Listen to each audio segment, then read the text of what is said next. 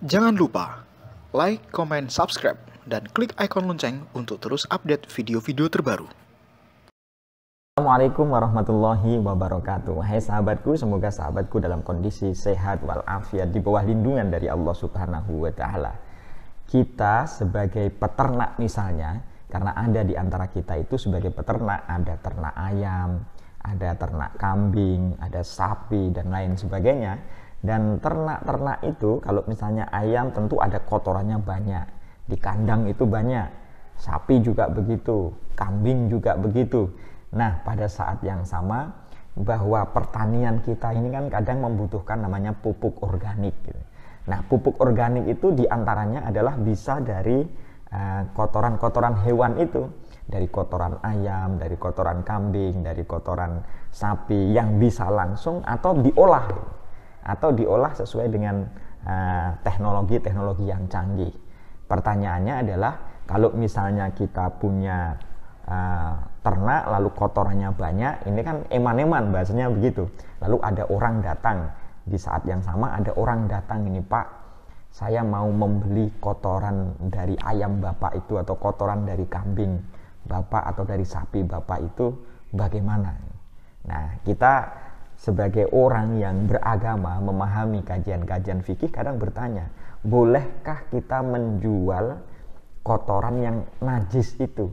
Karena dalam kitab fikih misalnya sangat masyhur bahwa wala yasihu bai'u ainin najisatin, bahwa kita tidak boleh menjual barang najis. Benda najis itu tidak boleh. Bahkan dalam kitab Al-Bajuri misalnya dijelaskan bahwa sawa'un amkana tathiruha bil istihalati kal khamri wa jildil maitati amla kasirjin awil kalbi walau mu'allaman. Tidak boleh. Jadi menjual barang najis, baik barang najis itu bisa berubah seperti khamar, seperti kulit bangkai, itu tidak boleh.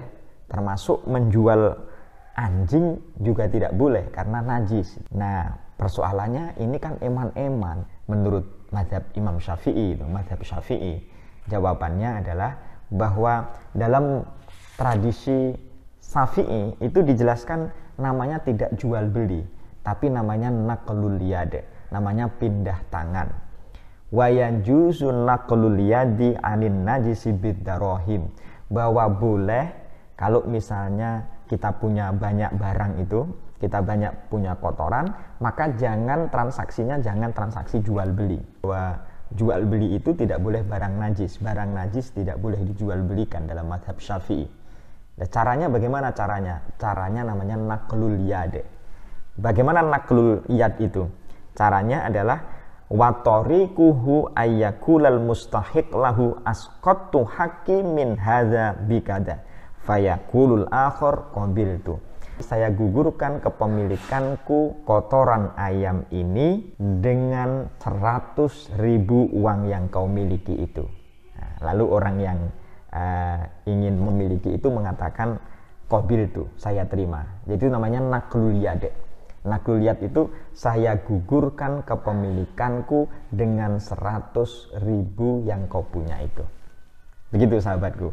Jadi saya ulangi, saya gugurkan kepemilikanku kotoran kambing ini dengan 500.000 yang kau punya itu. Nah, lalu yang punya duit 500.000 mengatakan saya terima, oke, deal. Nah, kalau begitu itu namanya naqlul yad. Jadi bukan jual beli, namanya pemindahan kepemilikan. Nah, pemindahan kepemilikan, tapi bukan pakai akad jual beli. Kalau akad jual beli, saya beli kotoran kambing itu dengan harga 100.000, lalu nanti pakai khiyar macam-macam. Jadi mengikuti tradisi jual beli. Wahai sahabatku, itu dalam mazhab Syafi'i. Jadi dalam mazhab Syafi'i tidak boleh menjual belikan barang najis. Lalu kalau misalnya kita eman-eman barang yang kita punya itu dan bisa dimanfaatkan oleh orang lain, caranya bagaimana? Caranya adalah naqlul yad. Naqlul yad. Loh, kalau orang yang mau memiliki itu tidak tahu caranya, ya diajari. Kita kasih tahu gitu. Ini jangan jual beli akadnya, tapi akadnya adalah naqlul yad gitu. wa yajuzun naqlul yad anin najisi bid-darahim. Misalnya dilihat di Al-Bajuri ini ya, di kitab Al-Bajuri ini. Nah, ini kitab Al-Bajuri. Silahkan dipelajari bab tentang muamalah, tentang jual beli. Nah, ini dalam mazhab Syafi'i. Tapi dalam mazhab Imam Abu Hanifah beda lagi.